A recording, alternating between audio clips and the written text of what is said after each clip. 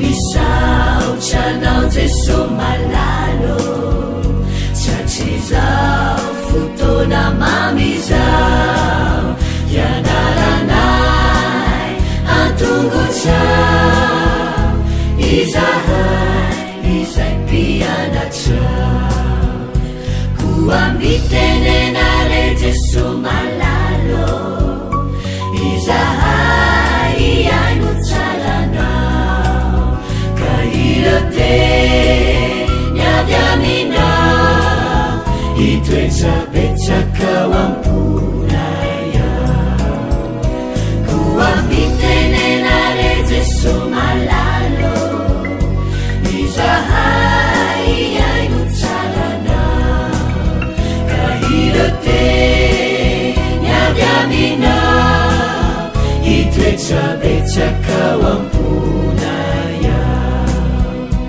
irote niavy aminao itoetrapetsakao amponaya.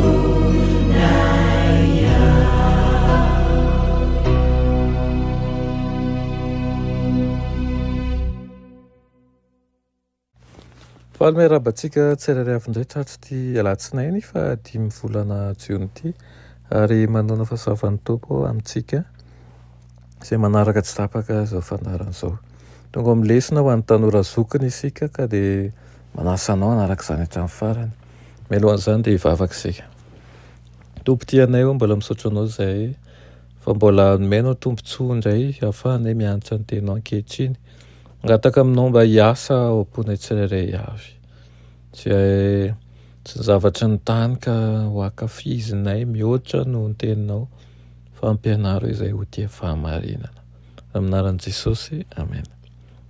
Lohateny lesinao antsika androany dia mitondra ny lohateny hoe manaraka ny zanak'ondry. Manaraka ny zanak'ondry. Eo amin'ny fiainanao manokana, ahoana no anehoanao an'ilay finoana hoe maharitra hatramin'ny farany. Ny faminaniana mikasika ny mariky ny bibidia dia momba ny tsy fanajana, ny fahalalana ara-pivavahana, ny fandrarana ny olona na ny fikambanana anankiray tsy azo hividina hivaritra ho famaizana azy, ny fanenjehana ary farany, ny famoahana didy mampamono azy. Mahagaga nefa fa hafatra fampaharizana koa zany na ao anatin'ny fotoan-tsarotra indrindra aza dia hanohana ny olona izay mitandrina ny didiny sy ny finoanan'i Jesosy Andriamanitra. Ary ao anatin'ireo didy ireo mazava loatra no misy ny didy 14 dia ny sabatany andro 17. Miresaka fotoana mbola ho avy ny Apokalipsy 17 izay asan'ny devoly eto an-tany amin'ny alalan'ny fahefana ara-politika sy ara-pivavahana mitambatra. Io fahefana io no antsoina hoe bibidia ary ampiasa hery izy. Milaza ny faminaniana fa nomboka misazy ara-toekarena ny fanenjehana. Tsisy azo hividina hivarotra raha tsy manana mariky ny bibidia. Lefitra ny akamaroan'ny olona rehefa hitranga izany ary na iza handa dia moana didy manameloka azy ho faty. Mandray ny hery ny seza fiandrianana ary ny fahefany lehibe ao amin'ny dragona ilay bibidia voalohany ao amin'ny Apokalipsy 17. Voalaza ao amin'ny Apokalipsy 12 sy ny 20 fa ny dragona izy dia Satana, fahavalo fetsy izay miasa amin'ny alalan'ny fahefany eto an-tany Satana. Io dragona io na dia io devoly io dia niezaka ny andrapaka ilay zazalahy raha voateraka izy. Taorian'izay dia nivenjena faingana karaha ho any an-danitra dia ho any amin'ny seza fiandrianana io zazalahy io manondra an'i Kristy izany mazava loatra. Tamin'ny faniriany hamono an'i Jesosy zaza dia niasa tamin'ny alalan'ny Herota sy ny fanjakana Rômanina Satana. Araka ny Apokalipsy 17 dia ny drago ny Satana zany izay niasa tamin'ny alalan'ny Roma jentilisa dia hanome ny fitondram-panjakany ho an'io bibidia mibotry io. Na dia maneho an'i Satana aza voalohany indrindra ny dragona, amin'ny heviny faharoa dia maneho ny fanjakana Rômanina koa izy.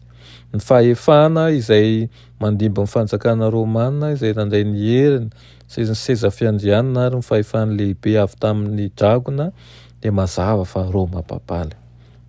mifanohitra amin'ny tany rehetra izay manaraka ilay bibidia. Andriamanitra kosa dia anana vahoaka izay manaraka ny zanak'ondry, araka ny efa fantatsika dia ny anaiky an'i Jesosy nanohitra azy isika. Toy ny tamin'izany fotoana izany ny ankehitriny ihany koa dia tsy hisy ho anelanelan'izany. Ny tsy fanoloran-tena tanteraka ho an'i Jesosy zany dia tena fanoloran-tena ho an'ny ankilany, na tsapantsika izany na tsia. Ka izany indrindra zany dia tena tokony hitandremantsika ny amin'ny zavatra rehetra ataontsika isan'andro, tsarovy fa ny safidy ataontsika isan'andro dia manamarika mandrakariva sy manamara na mandany amin'ny Kristy isika na mandany amin'ilay fahavalo.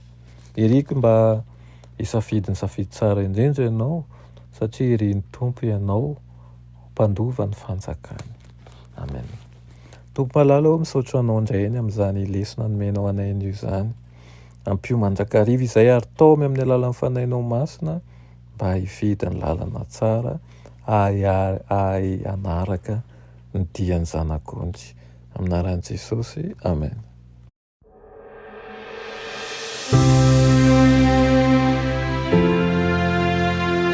Mianatra eo an-tongotry Jesosy isan'andro.